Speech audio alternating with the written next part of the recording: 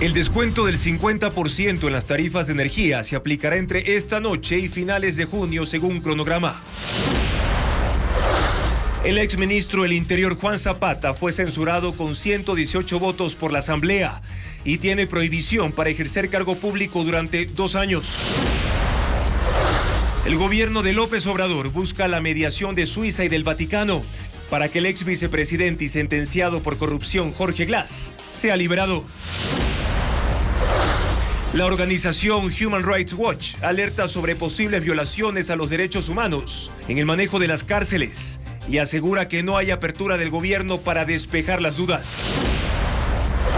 5 universidades extranjeras ofrecen 190 becas parciales para maestrías y la Embajada de Estados Unidos becas de liderazgo para emprendedores. Una ola de calor extremo con 50 grados impacta a la India y se suma a la escasez de agua que obliga al gobierno a imponer restricciones. Tras 3 años de estudios, la publicación científica Evolutionary Systematics confirmó el hallazgo de una nueva especie de rana rugosa en Tungurahua.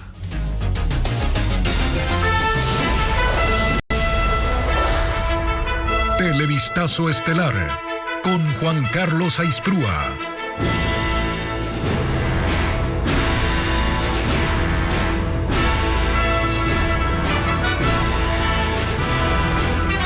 ¿Qué tal, amigos? Bienvenidos a Televistazo Estelar. Iniciamos ya con la información.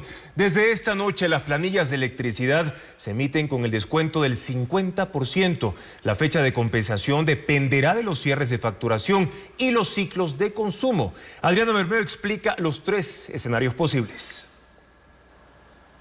A quienes este miércoles les llegue la planilla de energía eléctrica tendrán reflejado el descuento del 50%. En otros casos, la fecha de compensación dependerá de los cierres de facturación y los ciclos de consumo, que son diferentes en las 19 empresas eléctricas del país. Hay 3 escenarios posibles, según informó el Ministerio de Energía a Televistazo.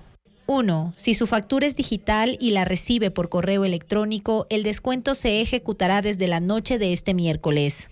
2. Si recibe la planilla física en su casa, el descuento se hará a partir del jueves.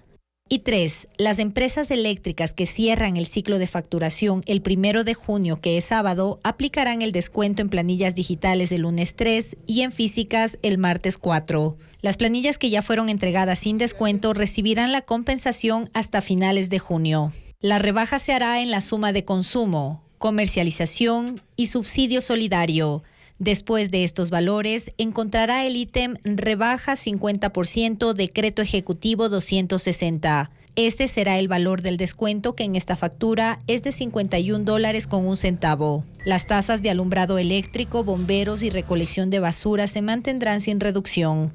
La compensación aplica a las planillas de luz residenciales sin importar los kilovatios consumidos. La categoría industrial y comercial no tendrán este beneficio.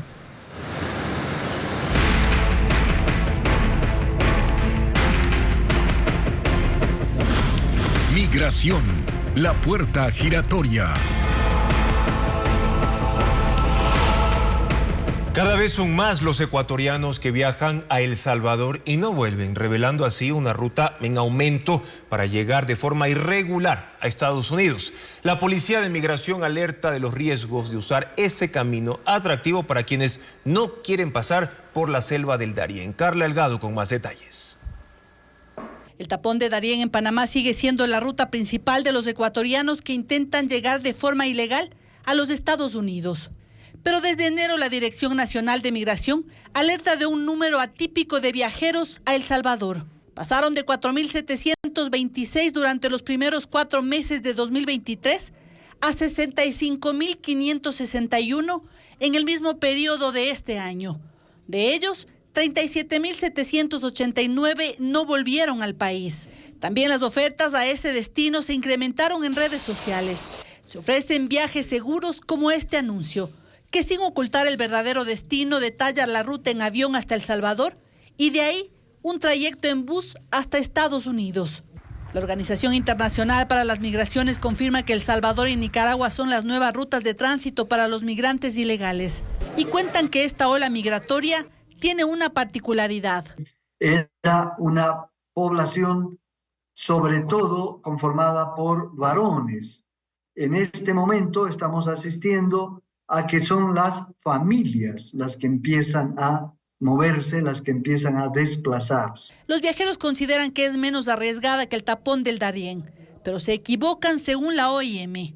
Entonces es pasible de caer en poder de mafias que se lucran con la necesidad de estas personas. Entonces, delimitar el peligro resulta ser un tanto difícil y complejo.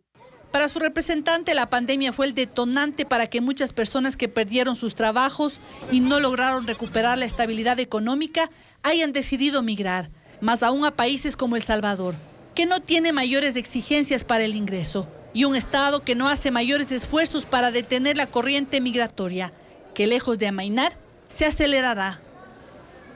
De enero a marzo de 2024, 825 extranjeros han sido inadmitidos en Ecuador, la mayoría por no justificar su condición migratoria. La cifra es superior a la del año pasado, cuando en 3 meses sumó 373 ciudadanos. Bessie Granja explica qué pasa con los casos detectados. Un informe de la Policía de Migración alerta que existe un incremento de extranjeros inadmitidos, es decir, que no reúnen los requisitos o están involucrados en delitos, y por eso no se les permitió ingresar al país. De enero a marzo de 2024 se registran 825 casos, mientras en 2023, en ese mismo periodo, fueron 373. 7 de cada 10 ciudadanos son inadmitidos porque no justifican su condición migratoria y 1 de cada 10 carece de visa vigente. La otra causa por la cual nosotros inadmitimos es debido a las alertas que nosotros mantenemos con otros países como son Colombia, Perú, México y Estados Unidos. Alertas de Ángel Watch que se refieren a depredadores sexuales o personas que hayan tenido problemas en algún tipo de... en ese contexto de delitos. Entre las nacionalidades con más inadmisiones constan China, Colombia, República Dominicana, México, Venezuela, India. El funcionario explica que en caso de detectar una inadmisión, la autoridad en Ecuador, cumpliendo la Ley Orgánica de Movilidad Humana y de acuerdo con una sentencia de la Corte Constitucional, tiene 24 horas para encontrar una aerolínea que garantice el retorno del extranjero al último país donde se embarcó. El costo del viaje lo asume la aerolínea. Sin embargo, la autoridad señala que solicitó a la Corte Constitucional que amplíe este plazo a 72 horas por las complicaciones que han experimentado al momento. Aún esperan un pronunciamiento de este organismo. Ecuador reforzó el control migratorio para evitar el ingreso de terroristas, pero ya en 2023 más de 50.000 extranjeros no declararon su salida del país. Paul Romero con el informe. La detención de 2 ciudadanos turcos en San Borondón, investigados por posibles nexos con la organización terrorista ISIS, alertó a las autoridades de migración. Es claro que el control ha sido insuficiente. El 11 de enero, tras la declaratoria de conflicto armado interno, la ministra del Interior, Mónica Palencia, firmó el acuerdo ministerial número 7 para exigir nuevos requisitos a los extranjeros que ingresan por el país por tierra. Y esto para evitar, según la ministra, el ingreso de terroristas o delincuentes de mafias que amenacen la seguridad y el Estado. Los organismos encargados de efectuar el control migratorio requerirán a los ciudadanos extranjeros que ingresen por las fronteras de Perú y Colombia la presentación del certificado de antecedentes penales del país de origen o de residencia durante los últimos 5 años debidamente apostillado. La Cancillería, por su lado, incrementó a 44 la lista de países que tienen que presentar visa para ingresar al Ecuador, entre ellos Irán y Libia, en donde opera el grupo terrorista islámico ISIS. Este control se ejecuta en los puertos y aeropuertos. Para las personas del resto de países, la vigilancia se realiza en coordinación con la Interpol. Hay alertas que se reflejan en el flujo migratorio. El año pasado, el flujo general de extranjeros en el Ecuador fue de 2.901.431 personas. Ingresaron al país 1.477.999. Salieron 1.423.432. Es decir, 54.567 personas se quedaron en el país de forma irregular. Las autoridades de seguridad admiten que hay extranjeros que burlan los controles migratorios con identidades falsas o que ingresan por pasos clandestinos. El gobierno central podrá utilizar inmuebles para pagar sus deudas. El presidente dio 60 días de plazo para que Inmobiliar, la secretaría a cargo de administrar los bienes públicos, actualice el listado de los terrenos o edificios para ese fin. Diego Puente con el informe. Como el gobierno está sin dinero y tiene deudas por cubrir, decidió pagar con bienes inmuebles, pero carecía de una norma para hacerlo. Ayer, el presidente Daniel Noboa emitió un decreto para lograrlo. Ahora podrá pagar sus deudas de forma total o parcial, transfiriendo edificios, terrenos, casas o cualquier otro inmueble que tenga a su cargo Inmobiliar, la entidad que administra los bienes públicos. El primer mandatario dispuso que Inmobiliar identifique los bienes que se encuentran entregados a entidades públicas y que podrían servir para pagos. También pidió a las instituciones del gobierno central que identifique bienes improductivos que estén a su cargo. El presidente puso 2 meses de plazo para que actualicen la información. Inmobiliar confirmó a Ecoavisa que ya tiene un inventario de propiedades que pueden servir para dación de pago. La idea de pagar con bienes surgió en diciembre pasado, cuando en una reunión entre el presidente con los gobiernos locales se planteó esta alternativa para reducir la deuda del gobierno con municipios y prefecturas. Sin embargo, el nuevo decreto no limita el pago a los gobiernos autónomos. Tanto AME, que agrupa a los municipios, como CONGOPE, que representa a las prefecturas, estudian el documento y se pronunciarán en los próximos días. El presidente de la República vetó totalmente las reformas al Código de la Función Judicial. Entre otros temas, rechazó la intención de dar licencia sin sueldo a vocales de la judicatura presos. La legisladora que propuso ese artículo lo defiende. Patricio Díaz con las reacciones. En la Asamblea no cayó bien el veto total del presidente a las reformas del Código de la Función Judicial. Los legisladores rechazaron esa decisión que impide que los cambios puedan ser aprobados o revisados en un año. Según ellos, el jefe de Estado podía vetar parcialmente el proyecto, eliminando las cosas que consideraba perjudiciales. El presidente Noboa argumenta en el veto total que faltó al proyecto mayor participación y análisis de los actores de la función judicial, además de que otros temas se encuentran ya regulados en la normativa. Pero hace énfasis en la reforma que proponía licencia sin sueldo para los vocales de la judicatura que caigan presos. El mandatario señala que eso va en contra de la probidad que deben mantener esos funcionarios. Claro que hay temas en los cuales estamos en contra, pero el presidente debió analizar artículo por artículo y sí poder establecer un veto parcial y no un veto total. Lucía Pozo, legisladora que propuso esa reforma, la defendió. Para ella la intención era regular ese tipo de situaciones ante lo que ya se vivió con los ex vocales detenidos, Wilman Terán y Javier Muñoz, que quisieron seguir en funciones desde la cárcel. Se les tenía que mandar el link a la cárcel para que sigan siendo parte de un proceso de la función judicial. De que cobraron 2 meses estando en la cárcel. Nadie se ha preocupado de ver cuánto es el tiempo de la licencia sin sueldo. Y son 15 días. Los señores estuvieron 2 meses cobrando desde la cárcel y si no tenían la gentileza de renunciar, no había un espacio jurídico ni una norma que les obligue a hacerse a un lado. La oficialista María Fernanda Araujo minimizó que en su informe de minoría esa reforma también estaba incluida. Defendió la decisión del presidente. Al no ser presentado en el Pleno, no es formalmente un informe. Ellos no saben ahora de dónde cogerse. Una ley legisla para lo general, no para el reglamento. La reforma creaba además juzgados especializados en violencia sexual, separándolos de los de la mujer y la familia, como se trataban hasta ahora. Exigía unidades especializadas en estos delitos, tanto a la Fiscalía como a la Policía. Ampliaba la posibilidad de asistir a las audiencias judiciales y regulaba concursos para el ingreso a la función judicial. Suiza será el mediador entre México y Ecuador. Estará a cargo de precautelar derechos de sus ciudadanos en el país, según las autoridades mexicanas. Cuidará también los bienes de la sede diplomática y la residencia. Tras la ruptura de relaciones diplomáticas entre Ecuador y México, Suiza actuará para intervenir en asuntos urgentes que requieran los mexicanos en Ecuador.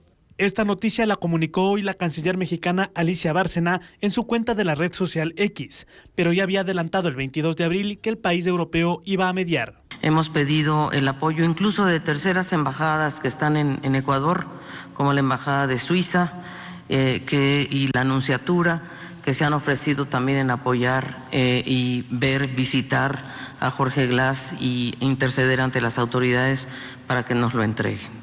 La embajada está vacía por el impasse diplomático luego de la incursión policial del 5 de abril para capturar a Jorge Glas, sentenciado por casos de corrupción y que buscaba asilo político. La canciller mexicana dijo que México no busca un diálogo con el gobierno de Ecuador y que las conversaciones quedaron canceladas tras el asalto y que su reclamo continuará en la Corte Internacional de Justicia. La delegación suiza podrá precautelar los bienes de la embajada y de los 18 diplomáticos que interrumpieron abruptamente sus funciones cuando recibieron la orden de abandonar Ecuador. La canciller ecuatoriana Gabriela Sommerfield respondió esta mañana sobre la participación de Suiza.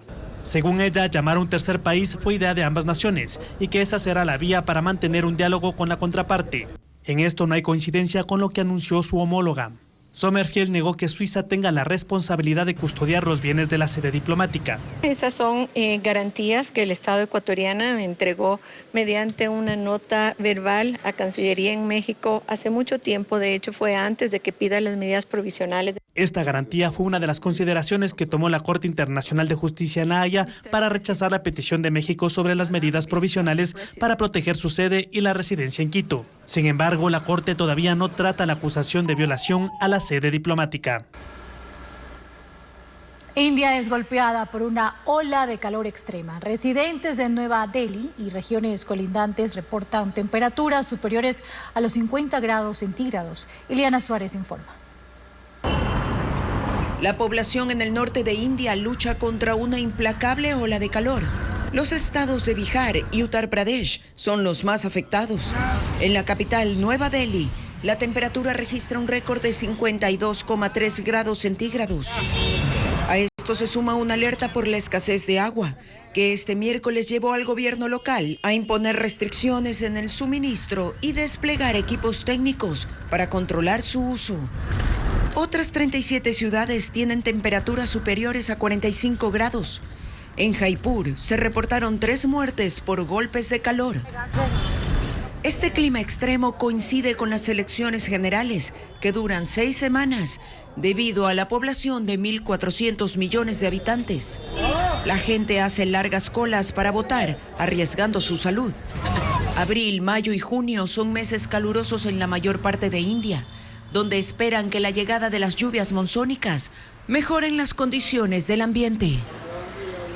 Una protesta a favor de Palestina en Berlín terminó en enfrentamientos con la policía. Los manifestantes contra Israel han aumentado en las calles luego del ataque del fin de semana contra un campo de desplazados. Este barrio en el sur de Berlín fue tomado por 850 personas en una demostración a favor de Palestina. Portaban banderas y otros símbolos. Decenas de policías resguardaban la zona y lo que comenzó como un encuentro pacífico se fue volviendo violento. Los manifestantes gritaban "Viva Palestina", pero también todo Berlín odia a la policía. Comenzaron los enfrentamientos, los manifestantes lanzaron objetos contra los uniformados y estos intentaron disolver la concentración. Unos se retiraron, pero otros permanecieron en la calle hasta la noche cuando se produjeron algunos arrestos. Más tarde quemaron contenedores de basura y otros objetos con los que habían armado barricadas. Grupos pro-palestinos denuncian que en Alemania es donde más se persigue las protestas contra la guerra en la Franja de Gaza, por ser ese país uno de los principales aliados de Israel. Y Brasil decide retirar definitivamente a su embajador en Israel después de la masacre del domingo en un campo para desplazados en el sur de la Franja de Gaza, en el que murieron 50 personas. El gobierno de Lula da Silva hizo el anuncio esta mañana, con lo que se ahondan las diferencias diplomáticas después de que en febrero Brasil comparó la guerra en Gaza con el holocausto judío. Tras ello, Israel declaró persona no grata a Lula. Brasil se suma así a otros países sudamericanos que han roto con Israel, como Venezuela, Colombia, Bolivia y Nicaragua.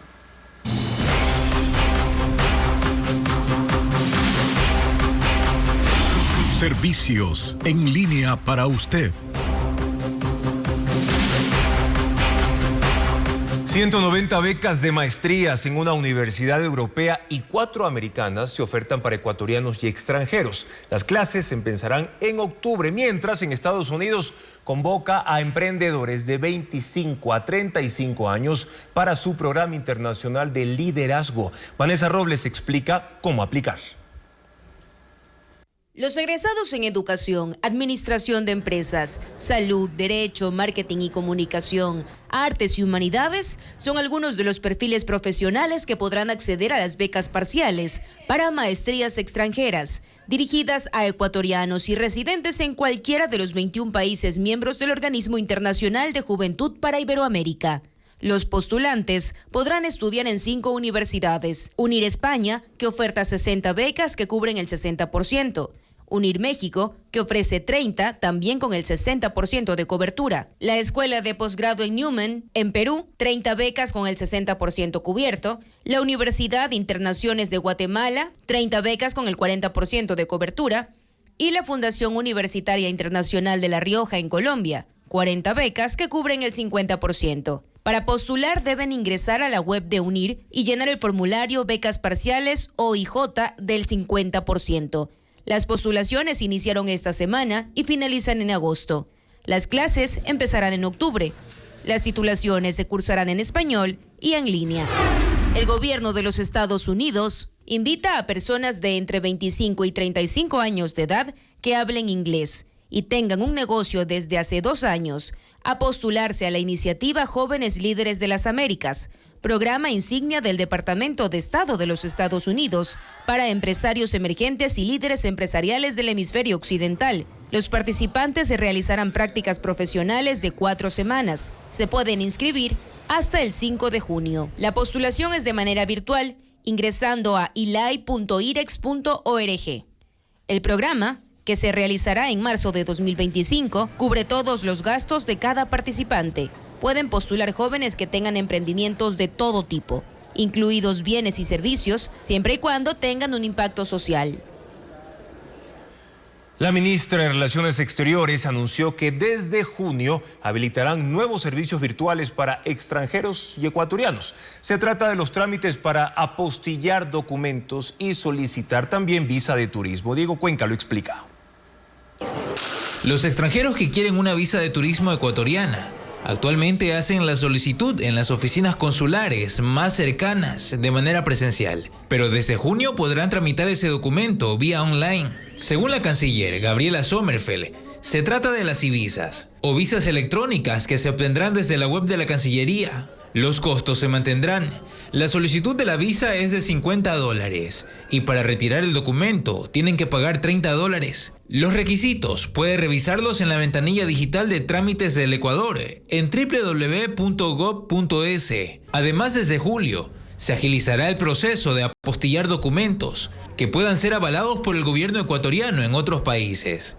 La mayoría de esos trámites los realizan para dar fe de la autenticidad de sus registros académicos, como requisitos para estudiar en el extranjero. Actualmente ese proceso lo hacen en las direcciones zonales de la Cancillería de manera presencial, pero en julio también La Asamblea Nacional censuró al exministro del Interior Juan Zapata. Lo responsabiliza por no garantizar el derecho a la seguridad en 2023. Él denunció la nulidad de ese proceso porque no le dieron derecho a la defensa. Patricio Díaz estuvo en la sesión.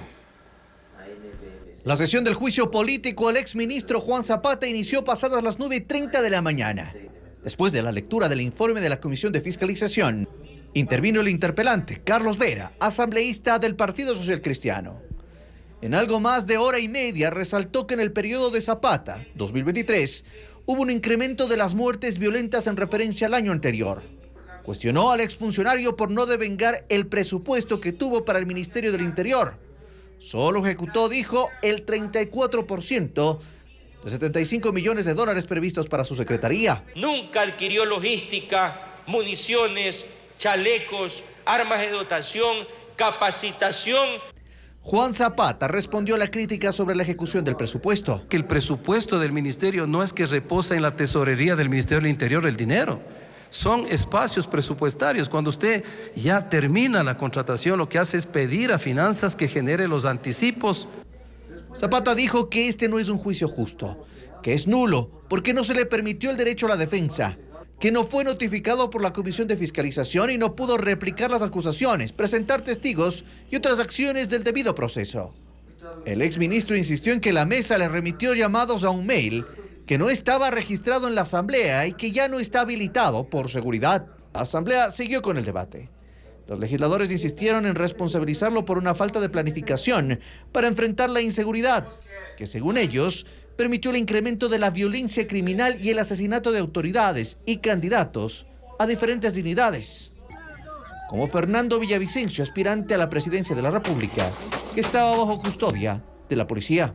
Zapata rechazó ser acusado del incremento de la ola delincuencial en el país cuando dio la cara a la criminalidad, incluso poniendo en riesgo su familia que sufrió atentados. Esto es crimen organizado, algo que creció en 20 años, no esperemos que lo vamos a poder superar en pocos días. Si es que pensamos y analizamos así, todos los ministros que vengan pues estarán ya condenados a estar acá en un juicio político. Pero los legisladores no cambiaron su posición. Al final, con 118 votos, de manera unánime, censuraron al exministro del Interior, sanción que implica que no podrá ejercer cargo público durante 2 años.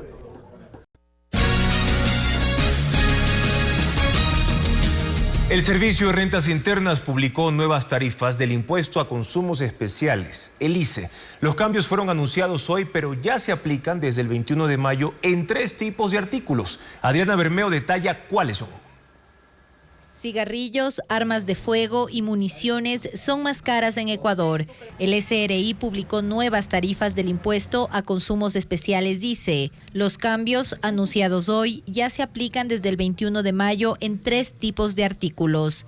En consumibles de tabaco, el ICE pasa de 50 a 150%. Armas de fuego, deportivas y municiones suben de 30 a 300%. Y aeronaves, excepto aquellas destinadas a transporte comercial, motos acuáticas, tricares y cuadrones aumentan de 10 a 15%. En el caso de bebidas azucaradas, alcohólicas y fundas plásticas que también graban ICE, mantienen los precios de venta al público. El SRI no ha emitido una nueva resolución al respecto. El incremento del ICE es consecuencia de un dictamen de la Corte de Justicia de Pichincha que dejó sin efecto el decreto ejecutivo 645 suscrito por el expresidente Guillermo Lasso en enero del 2023. En él se disminuía este impuesto bajo el argumento de enfrentar el contrabando y la informalidad. El Consejo de Transición Política de Haití nombró a un primer ministro para gestionar la administración y el retorno a la paz. Gary Conille ya ocupó ese cargo entre 2011 y 2012. Gary Conille, de 58 años, político, médico con una maestría en salud pública y ex primer ministro entre 2011 y 2012, ha sido desde enero de 2023 director regional de UNICEF para América Latina y el Caribe. Y ahora, por encargo del Consejo Presidencial de Transición, es una vez más primer ministro hasta que se realicen nuevas elecciones presidenciales en Haití. Toma en forma interina el poder en el país más pobre del continente, que se hunde en una crisis económica, social, política, de salud y que es víctima de la violencia generada por organizaciones criminales que controlan barrios y ciudades, incluido gran parte del territorio de Puerto Príncipe, la capital, y donde los problemas se han agravado constantemente desde el terremoto de 2010 que dejó 200.000 muertos, hasta el conflicto político luego del asesinato del presidente Jovenel Moïse y la reciente renuncia y abandono del país por parte del ex primer ministro Ariel Henry. Conille ha prometido trabajar por la unidad haitiana junto a la sociedad civil y los partidos políticos que lo han apoyado en este nombramiento, en un país que lleva más de 2 años sin presidente y sin una fecha prevista para futuras elecciones.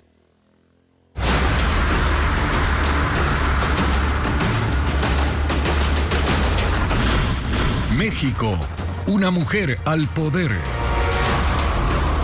100 millones de mexicanos están convocados a las urnas para las elecciones generales del domingo 2 de junio, que serán inéditas porque por primera vez una mujer llegará a la presidencia. Oficialismo y oposición impulsan a mujeres al cargo, quienes llevan una gran ventaja en las encuestas de intención de voto, informa Pedro Jiménez.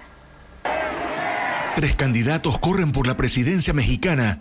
Hay 2 mujeres, ambas tienen 62 años y representan corrientes distintas.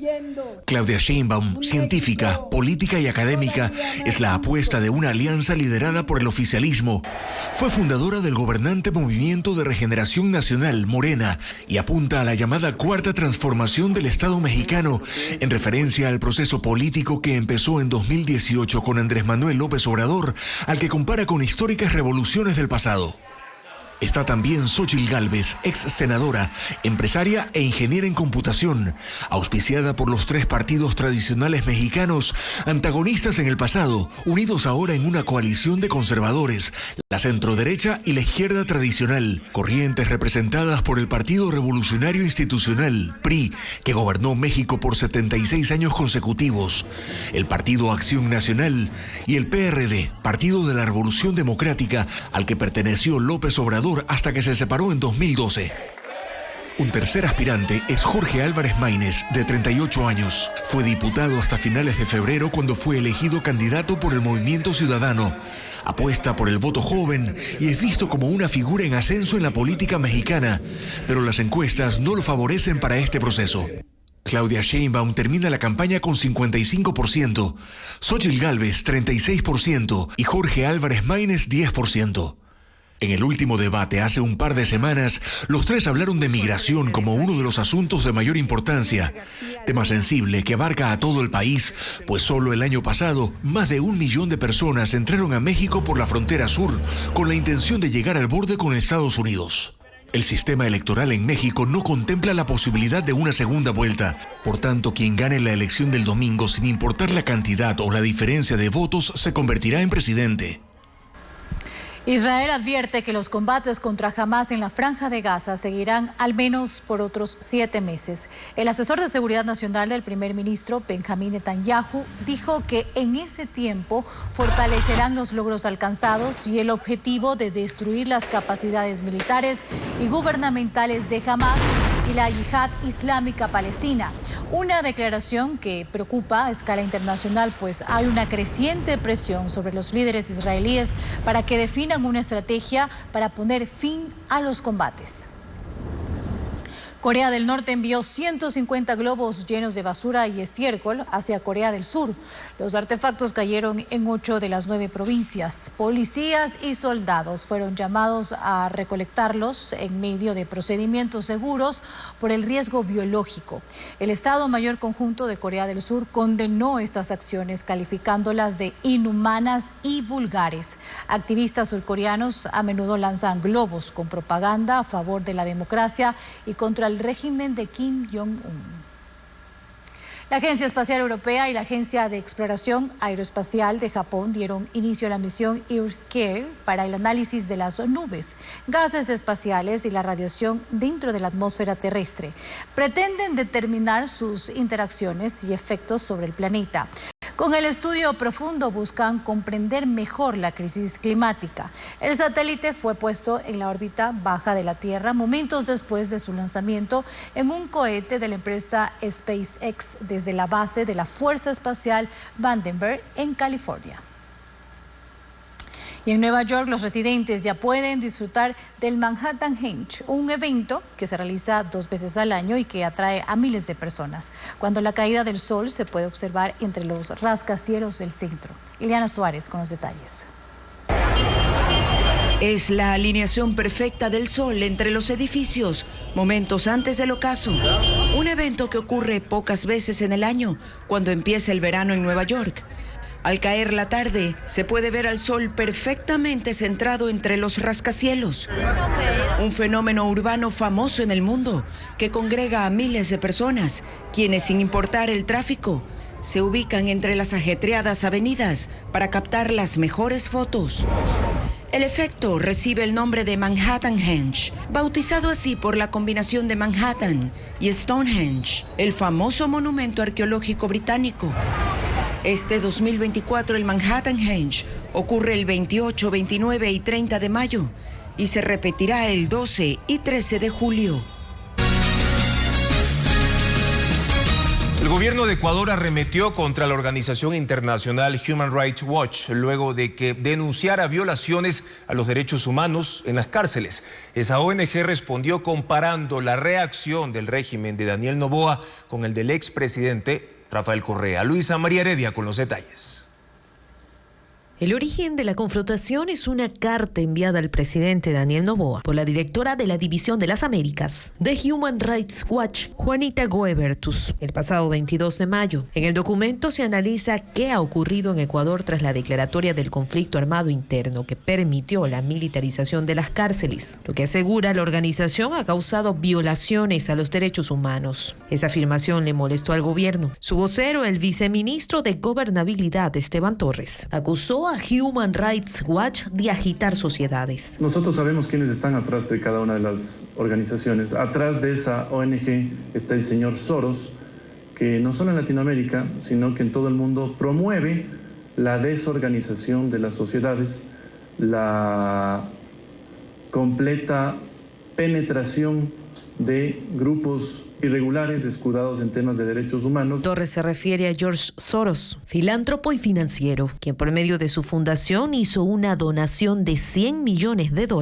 a Human Rights Watch en 2010. Juan Papier, subdirector de la División de las Américas de la ONG, lamenta la postura que ha tomado el gobierno ecuatoriano. Creo que son declaraciones que no tienen mayor sentido, teorías conspirativas sin ninguna base, que tristemente me recuerdan al tipo de declaraciones y de respuestas que daba Rafael Correa cuando era presidente en el Ecuador.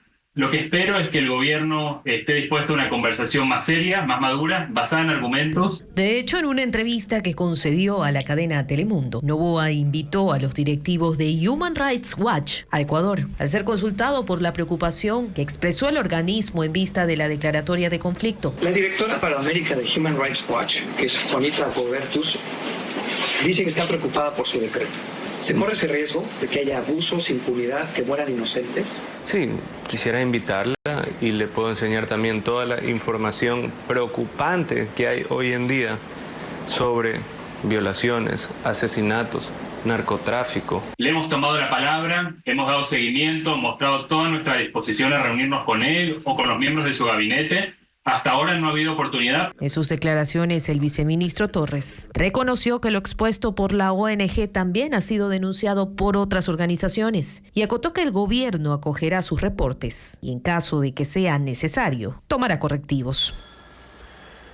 3 universidades junto con el Ministerio de Educación ofertan un curso de inteligencia artificial para los docentes del Sistema Educativo Nacional. Buscan que los profesores integren esa tecnología a las enseñanzas en las aulas. Diego Cuenca explica más de la iniciativa. La Universidad de Cuenca creó un curso virtual exclusivamente para 240.000 profesores de escuelas y colegios públicos o privados, con el objetivo de que aprendan a usar la inteligencia artificial en las actividades académicas con sus estudiantes. La capacitación tiene el aval del Ministerio de Educación, pues junto a la Escuela Politécnica del Litoral ESPOL y la Universidad Nacional de Educación en Cañar, crearon los lineamientos pedagógicos y éticos de los contenidos. Esto nos va a marcar un precedente de un antes y un después, puesto que vamos a ver que los profesores de hoy en día, aquellos que únicamente transmitan información, van a quedar obsoletos en breve, en muy corto tiempo, en menos de 2 años. Y el profesor debe convertirse en un coach, en un facilitador del proceso de aprendizaje. Para el curso gratuito, crearon un avatar idéntico a Jorge. Tiene las mismas expresiones faciales e incluso su voz. Saludos a todos. Soy el resultado de la inteligencia artificial. En esta unidad explicaremos la importancia de la inteligencia artificial en la educación. Hasta el momento hay 1.500 docentes inscritos que recibirán 40 horas de formación durante 3 semanas. Los que quieran participar deben registrarse en la página web de la Universidad de Cuenca, con el número de cédula y el código docente que le otorga el Ministerio de Educación. Esto nos va a ayudar a establecer políticas y lineamientos a nivel de país que todavía no se lo ha hecho para tratar de regular el uso ético que debe tener la inteligencia artificial. Este es el primer paso para ajustarse a las recomendaciones de la Organización de las Naciones Unidas para la Educación, la Ciencia y la Cultura UNESCO, que el año pasado emitió un informe de 50 páginas en el que establece estrategias para que los gobiernos formulen políticas para el uso de la inteligencia artificial en el sistema educativo. Este curso también servirá para realizar un test nacional que evaluará el uso de las tecnologías de información por parte de los profesores. Y jóvenes eligen su carrera universitaria sin conocimiento real de la profesión. En consecuencia, en el primer año abandonan las aulas. Valeria Navarro detalla las razones.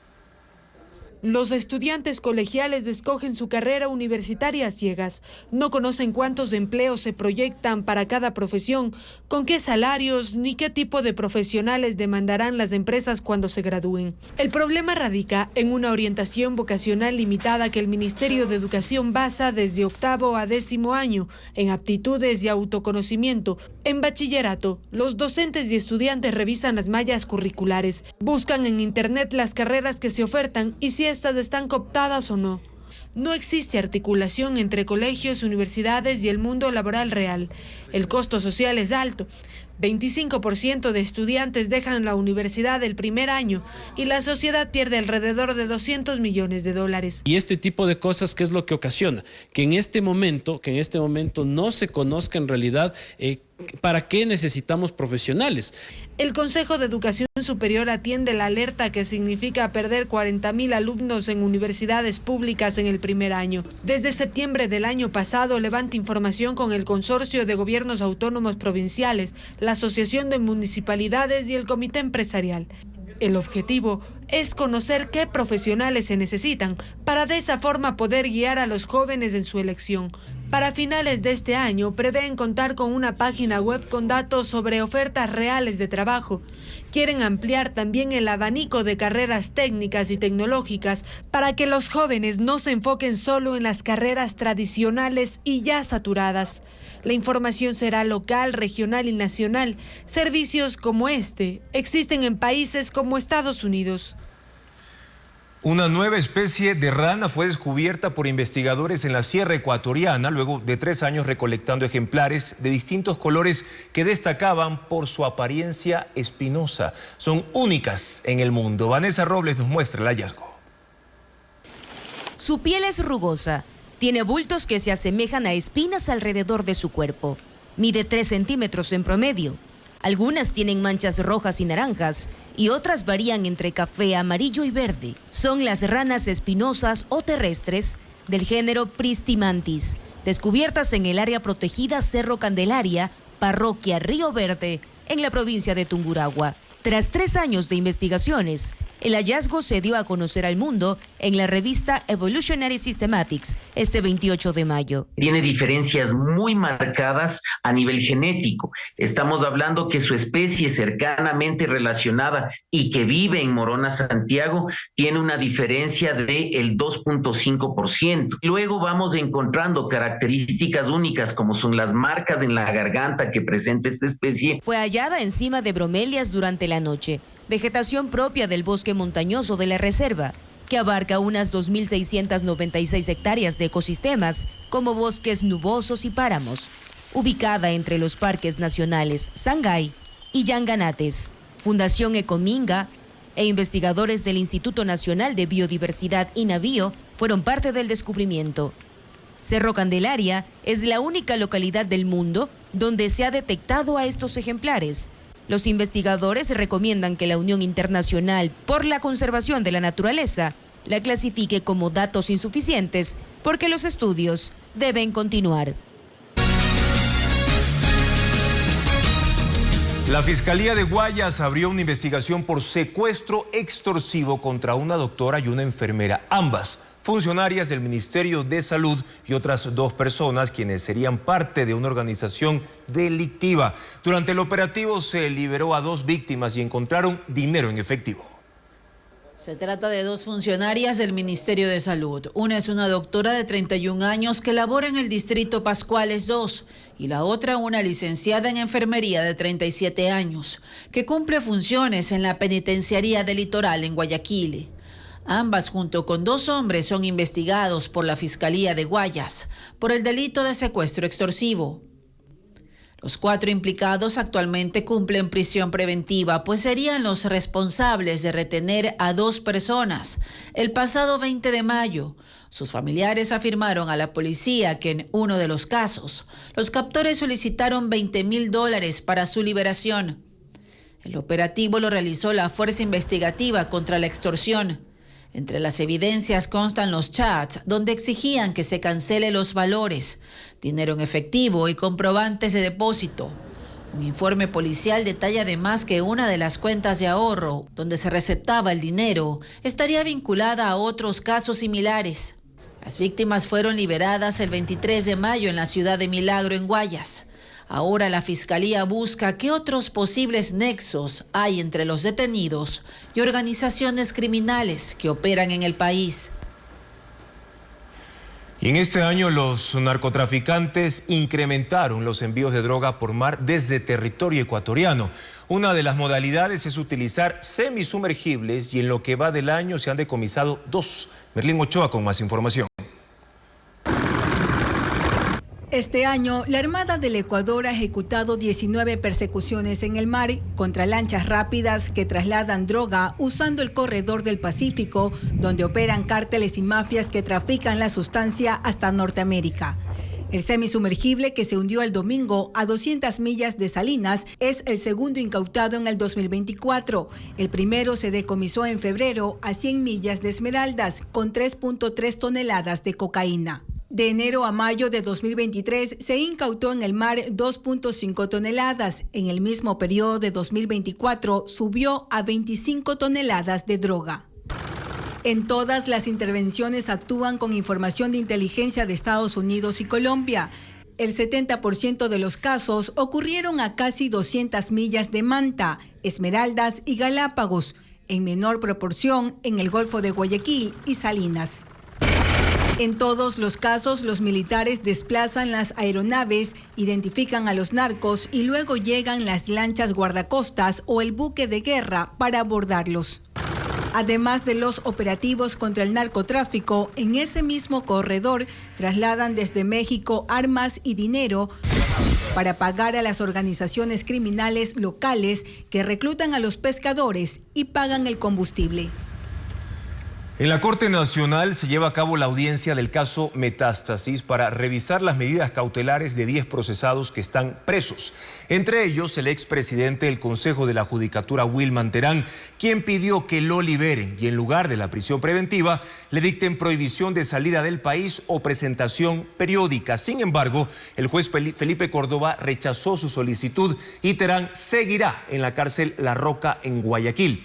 También negó la libertad a Eli Angulo, alias Estimado, uno de los operadores del narcotraficante Leandro Norero, a 2 abogados, una fiscal y un juez de Guayas relacionados con causas judiciales que favorecieron a los hermanos de Norero.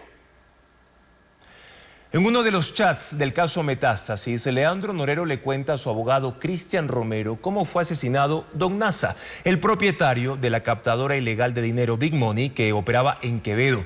Según el narco, sus custodios lo mataron porque no les dio parte de su dinero. Luisa María Heredia con el informe.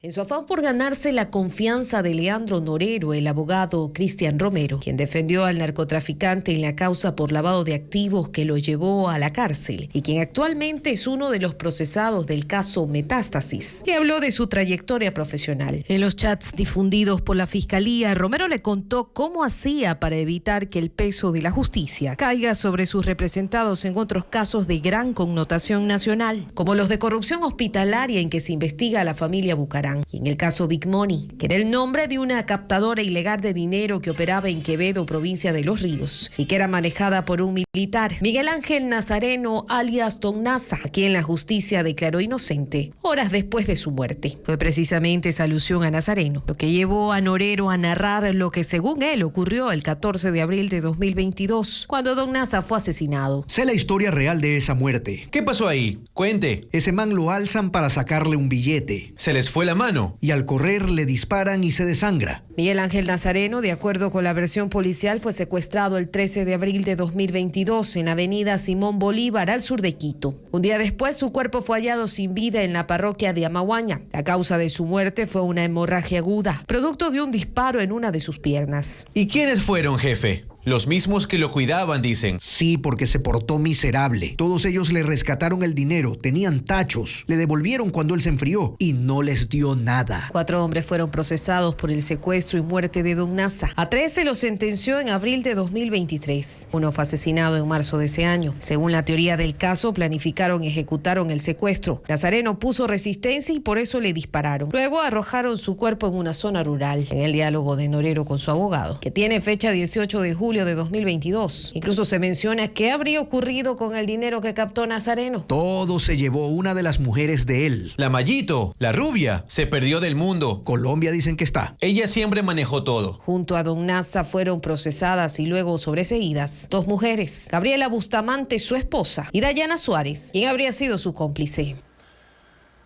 La Asamblea Nacional busca reducir el número de votos para la ratificación de leyes ante un veto parcial del Ejecutivo. La enmienda constitucional, de ser aprobada, abriría escenarios donde el proceso de construcción de leyes se vería afectado. Veamos. En la Asamblea Nacional buscan cambiar las reglas del juego.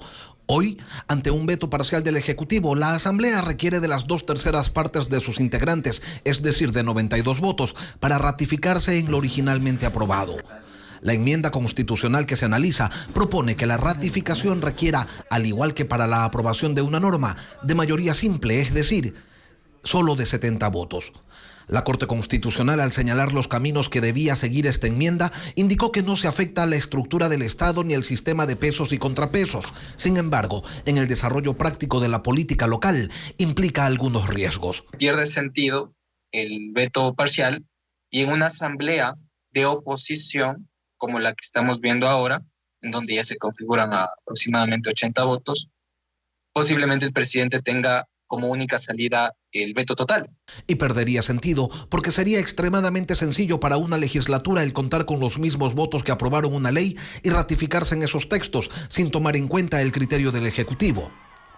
Desde otra orilla, se señala que precisamente lo que se busca es limar las uñas de un hiperpresidencialismo que con vetos parciales condiciona la formación de leyes a propósito de la complejidad que supone el alcanzar una mayoría calificada. Porque hoy en día la situación del presidente de la República lo vuelve hegemónico en el proceso de creación de la ley. Que los riesgos no son solo para un gobierno sin mayoría legislativa, se señala. En el escenario contrario, cuando los regímenes tienen mayoría simple en la Asamblea, también se generan situaciones que lastiman la democracia. En una asamblea de corte oficialista, pues efectivamente todas las observaciones que pueda hacer la oposición, que en este caso sería reducida, pues no pasarían. Pero que ante esa posibilidad existen herramientas, se dice, que deberían aplicarse para empujar a la construcción de normativas desde la sensatez política. Lo cierto es que de aprobarse la enmienda que se tratará este jueves en el Pleno, el Ejecutivo tendrá en el veto total un ejercicio de autodefensa ante la probable arremetida de partidos que sin vocación presidencial intentarán desde su representación legislativa condicionar al poder. Y así, el intento por equilibrar los poderes terminaría siendo no más que el reconocimiento de la incapacidad del legislativo para construir consensos amplios sobre temas que se supone deben ser de interés y beneficio general. El gobierno analiza 3 vías para evitar que Verónica Abad asuma la presidencia. La principal opción es que Daniel Noboa no tenga que pedir licencia para hacer campaña por la reelección, acogiéndose a un dictamen del año 2010 de la Corte Constitucional. Informa Luisa María Heredia.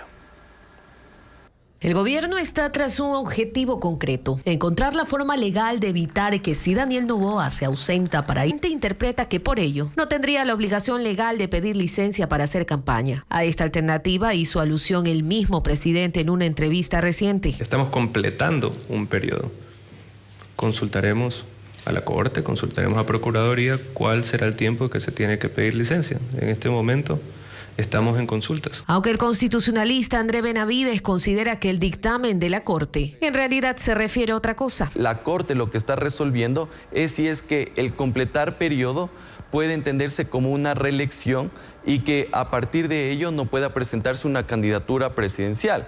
Entonces, es una cuestión totalmente distinta. Una segunda opción para el gobierno se basa en que, como Verónica Abad está radicada en Israel, hay una ausencia temporal en la vicepresidencia, lo que generaría una circunstancia de fuerza mayor. Pero eso tampoco es viable, de acuerdo con Benavides. La ausencia temporal se da por caso fortuito fuerza mayor, que es hasta un máximo de 90 días. Y la señora Abad ya está fuera del país ejerciendo actividades diplomáticas ya más de 90 días. La otra, que tomaría más tiempo, se sustenta en los procesos que se le siguen a la vicepresidenta en el Tribunal Contencioso Electoral por supuesta campaña anticipada para los comicios seccionales de 2023, lo que podría inhabilitarla. Y en la Fiscalía, que investiga a su hijo por una supuesta oferta de tráfico de influencias, ya que habría pedido coimas en la vicepresidencia, lo que podría ser utilizado como causal para enjuiciarle en la Asamblea, aunque... Dentro de los delitos en contra de la administración pública, usted tiene el peculado, el cohecho, la concusión y enriquecimiento ilícito. Ninguno de esos tiene que ver con el presunto tráfico de influencias. Según el calendario electoral, desde el 5 de enero hasta el 6 de febrero de 2025, Daniel Noboa tendría que dedicarse únicamente a hacer campaña. Esta mañana el Pleno del Consejo de Participación Ciudadana conoció la terna enviada por la Corte Nacional para el próximo presidente del Consejo de la Judicatura, que está conformada por Telmo Molina, Dunia Martínez y Hugo Landívar. Los documentos de los postulantes pasaron a la Comisión Técnica, que tiene 2 días para presentar un informe que indique si los 3 cumplen los requisitos o si se debe reemplazar a algún postulante.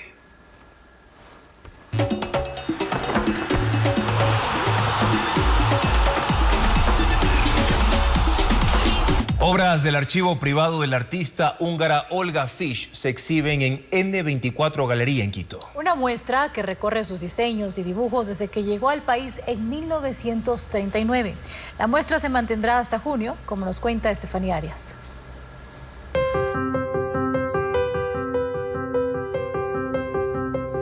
Las artes populares y las producciones ancestrales se mezclan en cada una de las obras que conforman la exposición Olga Fish, Habitar el Ecuador, que se exhibe en N24 Galería en Quito. 60 alfombras más tapices, cuadros e instalaciones que son parte del archivo personal de esta artista húngara que llegó al país en 1939. Entonces, en esta exposición hablamos de los mundos creativos de Olga y cómo este paisaje, estos objetos y estas personas nutren a la creación de Olga y aterrizan en más de 60 diseños. Agrega que aquí se explora la figura de esta mujer investigadora y que hubo piezas restauradas. Este evento es un abreboca a la publicación de un libro y a otra exhibición que se realizarán en 2025 en el Centro Cultural Metropolitano de Quito.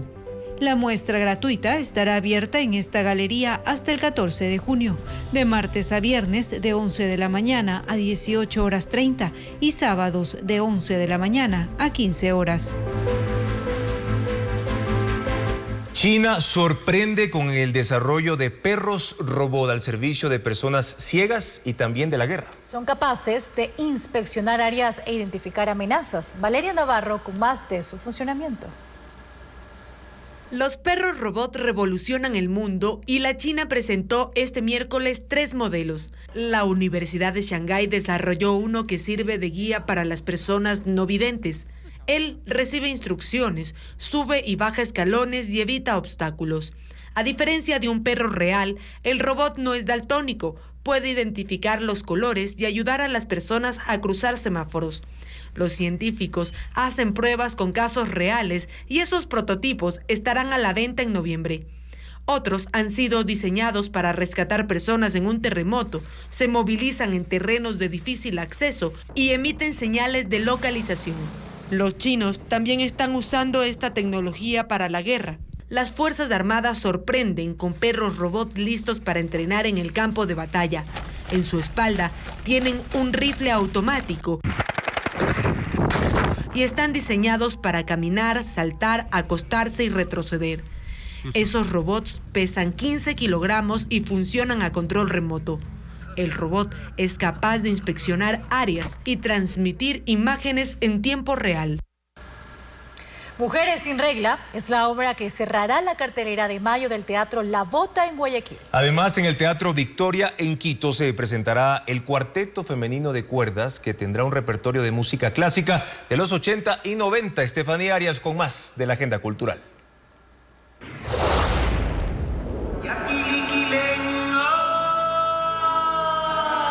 Aguana, Tejiendo Saberes, es la propuesta interpretada por el elenco pluricultural de la Compañía Nacional de Danza del Ecuador, que alista una nueva presentación en el Coliseo de Conocoto, en Quito. El espectáculo será dirigido por Luis Conejo. La función será este sábado 1 de junio a las 18 horas. La entrada es gratuita. Chicas, estuvo muy bien. ¿Qué pasa? Preocupadísimo. ¿Qué pasó?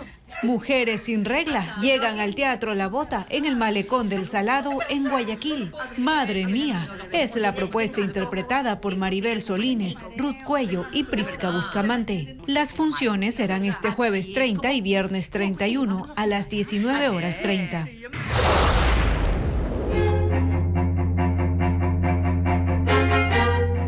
Una experiencia musical que combinará 2 violines, una viola y un violonchelo. Es el cuarteto de cuerdas femenino Glowing Strings, que ofrecerá un concierto en el Teatro Victoria en Quito. En su repertorio habrá piezas clásicas, como éxitos de las décadas de los 80 y 90. El espectáculo será este jueves 30 a las 7:30 de la noche.